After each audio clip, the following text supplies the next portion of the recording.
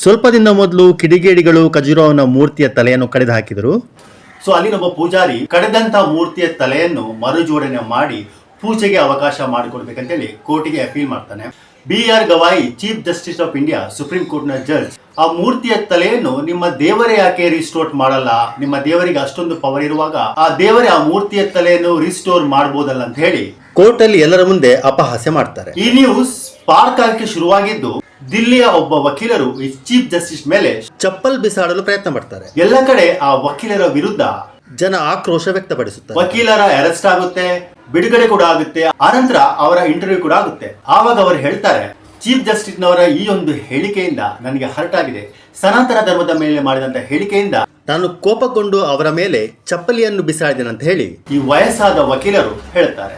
ವಕೀಲರು ಅಬ್ಜೆಕ್ಷನ್ ಮಾಡ್ಲಿಕ್ಕೆ ತೋರಿಸಿದಂತಹ ರೀತಿ ಏನಿದೆ ಅದು ತಪ್ಪಾಗಿರ್ಬೋದು, ಆದ್ರೆ ಈ ರೀತಿಯ ಅಬ್ಜೆಕ್ಷನ್ ಮಾಡಿದ್ರಿಂದ ಚೀಫ್ ಜಸ್ಟಿಸ್ ಅವರ ಮನಸ್ಥಿತಿ ಎಲ್ಲಾ ಜನರಿಗೆ ಗೊತ್ತಾಗುವಂತಾಯ್ತು. ಆದ್ರೆ ಚೀಫ್ ಜಸ್ಟಿಸ್ ಅವರ ಮನಸ್ಥಿತಿ ಬಗ್ಗೆ ಯಾರು ಏನು ಮಾತಾಡ್ತಿಲ್ಲ. ಎಲ್ಲರೂ ಈ ವಯಸ್ಸಾದ ವಕೀಲರನ್ನೇ ಬೈದಾಡುತ್ತಿದ್ದಾರೆ. ಆ ವಯಸ್ಸಾದ ವಕೀಲರಿಗೂ RSSಗೂ ಹೋಲಿಕೆ ಮಾಡಿ ಅವರ ವಿರುದ್ಧ ಕಾನೂನಿನ ಕ್ರಮ ತೆಗೆದುಕೊಳ್ಳುವಂತೆ ಒತ್ತಾಯ ಮಾಡಲಾಯಿತು.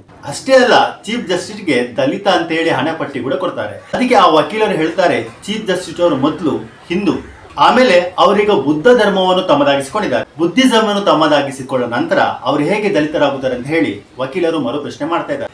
ಅಷ್ಟೇ ಅಲ್ಲ, ಹಿಂದೂಗಳ ವಿರುದ್ಧ, ಹಿಂದೂ ಧರ್ಮದ ವಿರುದ್ಧ ಯಾವಾಗಲೂ ಕಿಡಿಕಾರ್ತಾ ಇರ್ತಾರೆ. ಹಿಂದೂ ಧರ್ಮದ ಆಚರಣೆಗಳಾದಂತಹ ಜಲ್ಲಿಕಟ್ಟು ಆಗಿರ್ಬೋದು, ದೈಹಂಡಿ ಆಗಿರ್ಬೋದು, ಕಂಬಳ ಆಗಿರ್ಬೋದು, ಇದೆಲ್ಲದರ ವಿರುದ್ಧ ಜಸ್ಟಿಸ್ ಅವರು ಆರ್ಡರ್ ಪಾಸ್ ಮಾಡ್ತಾರೆ. ರಾಜಕಾರಣಿಗಳು, ಗೂಂಡಾಗಳು UPಯಲ್ಲಿ ಇಲ್ಲಿಗಲ್ ಆಗಿ ಮಾಡಿದಂತಹ ಬಿಲ್ಡಿಂಗ್ಸ್ ಗಳನ್ನು ಬುಲ್ಡೋಸರ್ ಮುಖಾಂತರ ಕೆಡವಿದನ್ನು ಕೂಡ ಜಸ್ಟಿಸ್ BR ಗವಾಯಿ ಅವರು ದೇಶ ಬುಲ್ಡೋಸರ್ ಇಂದ ನಡೆಯಲ್ಲ ಅಂತ ಹೇಳಿ ಹೇಳಿಕೆ ಕೊಡ್ತಾರೆ.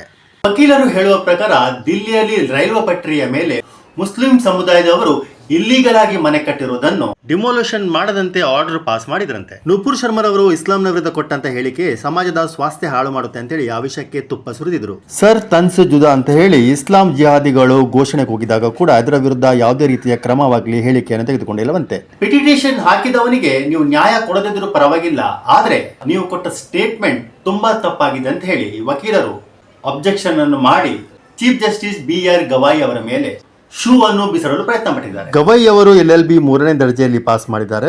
ವಕೀಲರಾದಂತಹ ರಾಕೇಶ್ ಕಿಶೋರ್ ಅವರು PhD ಮತ್ತು MSc ಗೋಲ್ಡ್ ಮೆಡಲಿಸ್ಟ್ ಮತ್ತು LLB ಮಾಡಿದ್ದಾರೆ. ನನ್ನ ಪ್ರಕಾರ ಚೀಫ್ ಜಸ್ಟಿಸ್ BR ಗವಾಯಿ ಅವರು ಚೀಫ್ ಜಸ್ಟಿಸ್ ಇಂಡಿಯಾ ಆಗಲು ಲಾಯಕ್ಕಿಲ್ಲ. ಸುಪ್ರೀಂ ಕೋರ್ಟ್ ಅಲ್ಲಿ ಅವರು ಜಡ್ಜ್ ಆಗಿ ಕೂರಲು ಕೂಡ ಲಾಯಕ್ಕಿಲ್ಲ.